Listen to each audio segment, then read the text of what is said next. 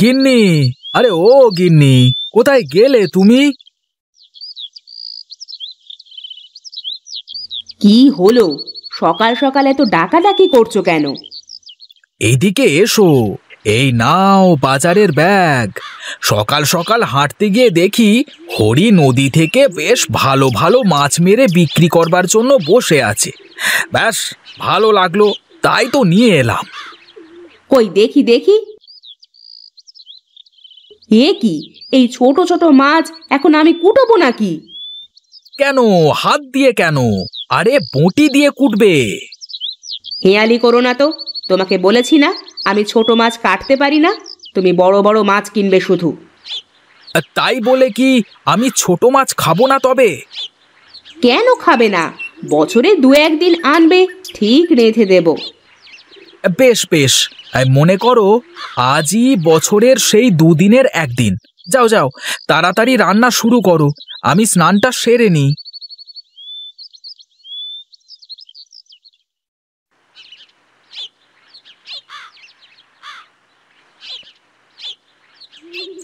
ও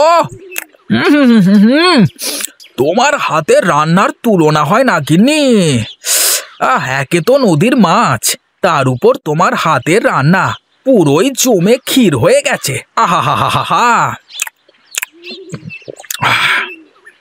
আহ, খাবার সময় এত কথা বলতে হয় নাকি? হ্যাঁ হ্যাঁ, খাবার সময় তো কথা বলতে নেই। আমি তো তোমার রান্নার গুণাগুণ করছিলাম গিন্নি। থাক, আমার অত গুণাগুণ না করলেও হবে। তুমি তাড়াতাড়ি খাও, তোমার আবার বাজারে দেরি হয়ে যাবে। ও একদম পেট পুড়ে খেয়েছি গিন্নি। হ্যাঁ, মনে হচ্ছে গলা অবধি ভরে গেছে একদম। হেঁটে বাজার পর্যন্ত যেতে পারবে তো? লোভে লোভে তো খেয়ে পেটটা কুলা বানিয়ে ফেললে। কি যে বলো গিন্নি, এখনো গায়ের এমন কোনো জোয়ান নেই যে আমার সাথে হেঁটে পারবে। হ্যাঁ, আমার কাছে বলে লাভ নেই, আমি তো জানি। এখন আমি চললাম গিন্নি।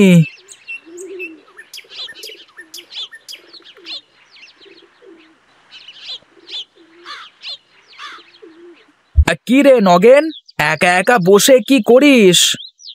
কি আর করব দাদা, কোনো কাম ধান্দা নেই যে।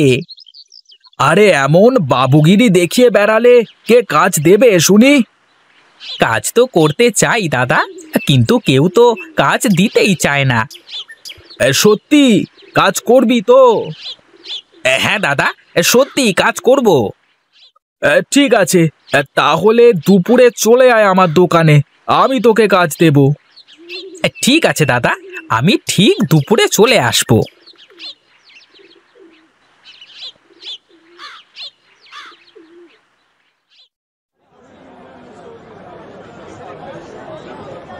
হ্যাঁ দাদা, কি খবর? দোকানে তো অনেক ভিড়। হ্যাঁ রে, আজ একটু বেশি ভিড় বুঝলি। তা তুই বস, আগে খরিদ্দারগুলোকে বিদেয় করে দি।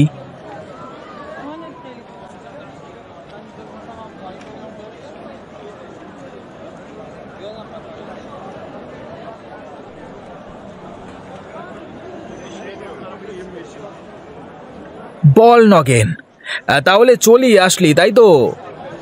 হ্যাঁ দাদা, আসলাম।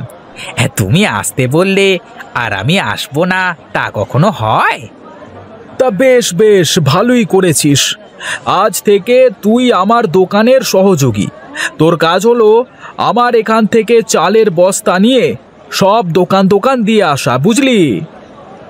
ঠিক আছে দাদা, এ কাজ করতে আমার কোনো সমস্যা নেই। ঠিক আছে ঠিক আছে।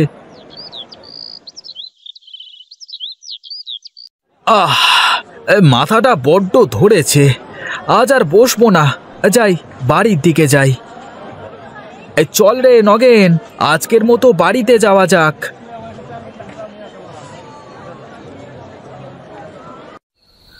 শোনো গিন্নি, তোমাকে তো বলতেই ভুলে গেছি, কাল সকালে ট্রেনে হরি আর ওর বউ মালতী আসবে আমাদের এখানে। কি বলো? হঠাৎ করে তোমার ছোট ভাই আমাদের এখানে আসবে? হ্যাঁ, আমাকে চিঠিতে জানিয়েছে বেশ কয়েকদিন ওরা আমাদের এখানে থাকবে। ভালোই হবে। একা একা আমারও বাড়িতে ভালো লাগে না। দিদি আসলে আমার সময়টা বেশ ভালোই কাটবে। তুমি তো শুধু তোমার কথাই ভাবো।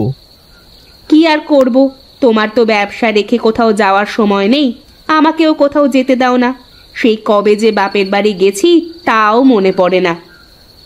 ঠিক আছে, এবার পুজোয় লম্বা ছুটি কাটাবো।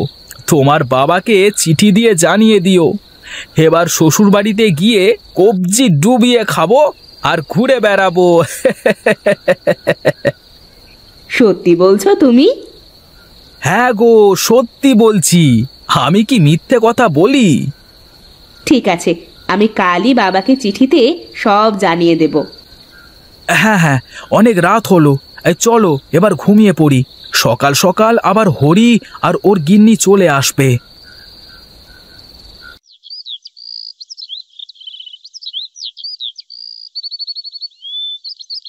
দাদা, ও দাদা, বাড়িতে আছো? আরে হরি, তুই চলে এসেছিস? কেমন আছো দাদা? এই বৌদিকে দেখছি না। কই গো, কোথায় তুমি? এই দেখো দেখো, কে এসেছে।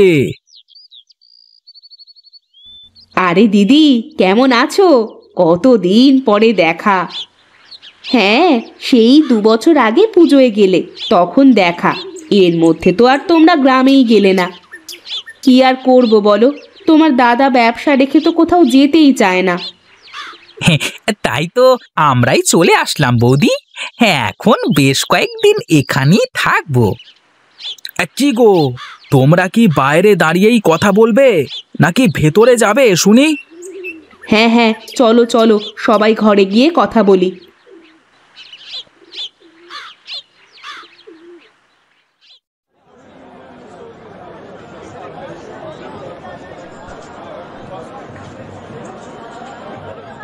হে দাদা, অনেকদিন বাদে আসলুম। বৌদির হাতের ইলিশ রান্না খাবো আগে। আরে খাবি খাবি, সব খাবি। যা যা খেতে মন চায় বল, সব কিনবো। তাহলে চলো দাদা, এক এক করে কেনা শুরু করি।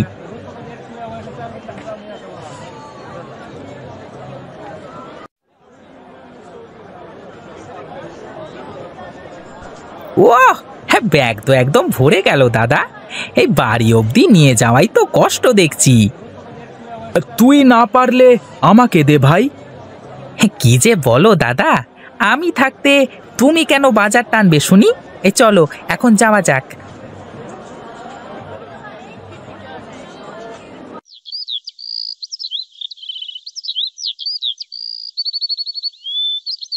কি দাদা, আজকে দোকান খুলবে না নাকি? দাঁড়া দাঁড়া নগেন, এটা হলো আমার ছোট ভাই। ওর নাম হরি। ও গ্রাম থেকে কালই এসেছে। বাজারে গিয়েছিলাম বাজার করতে, বুঝলি। তুই গিয়ে দোকান খোল, আমি একটু পরেই আসছি। ঠিক আছে দাদা।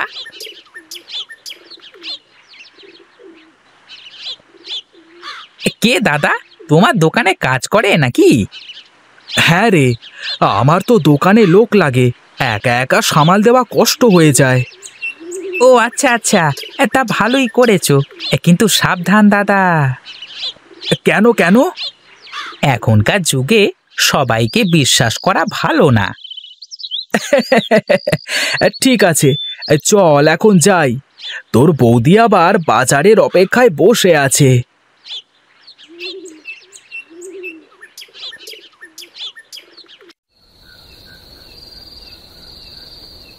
দাও দাও বৌদি, আমাকে আগে দাও। তোমার হাতের ইলিশ খাওয়ার জন্য আমার যে জিহবায় জল চলে আসছে। ওহ, থামো তো। সেই আসার পর থেকে শুরু করেছে। মনে হচ্ছে এর আগে বৌদির হাতের ইলিশ আর খাওনি কখনো। ঠিক আছে, এই নাও, অনেক আছে, বসে বসে পেট পুড়ে খাও।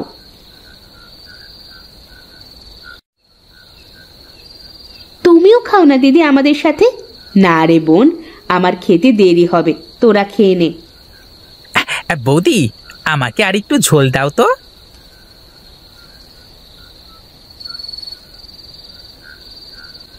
এই বৌদি, কি করলে কি?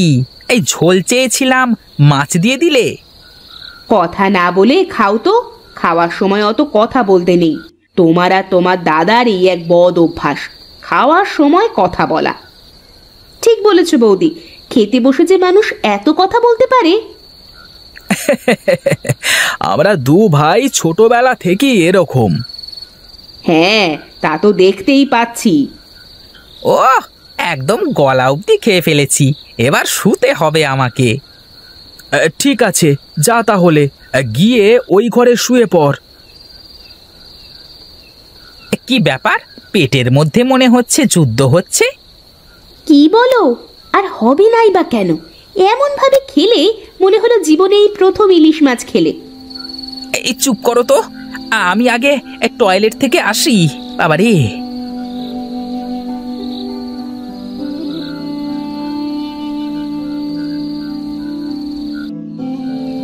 কি হলো? পেট পরিষ্কার হয়েছে? দাঁড়াও দাঁড়াও, আসছি।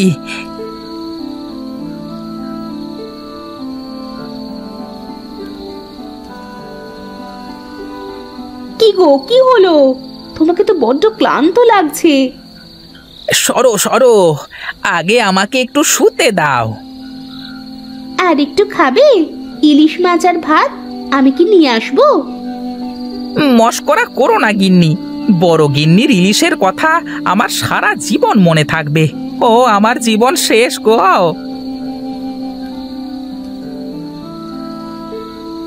কিরে, কি হয়েছে তোর? ওভাবে পড়ে আছিস কেন? আর আর বলো না দাদা, এই বড় গিন্নি যে ইলিশ রান্না করেছে তা খেয়ে আমি শেষ। ওরে বাবা রে, 20 বার মনে হয় টয়লেট যাওয়া লেগেছে গো। ওরে বাবা রে, এখনো মোচড় দিচ্ছে। কি বলো তুমি ঠাকুরপো? কই, সবার তো কোনো সমস্যা হয়নি, শুধু তোমার সমস্যা হলো। কি বলবো বৌদি, আমার মতো তো কেউ খায়নি। তবে আমার তোমার হাতের ইলিশের কথা কখনো ভুল হবে না গো। তাহলে বড় গিন্নির ইলিশই তোর এই অবস্থার কারণ। ঠিকই আছে, তাহলে এখন একটু আরাম কর, সব ঠিক হয়ে যাবে, বুঝলি? हे हे प्रभु, हे हरि राम कृष्ण प्रेमानंदे, हे क्या किया? हे बड़ो गिन्नी इलिश खे আমার এ क्या हाल किया? ওরে বাবারে, কি মোচড় মারছে। বাজে বকো না তো, এখন চোখটা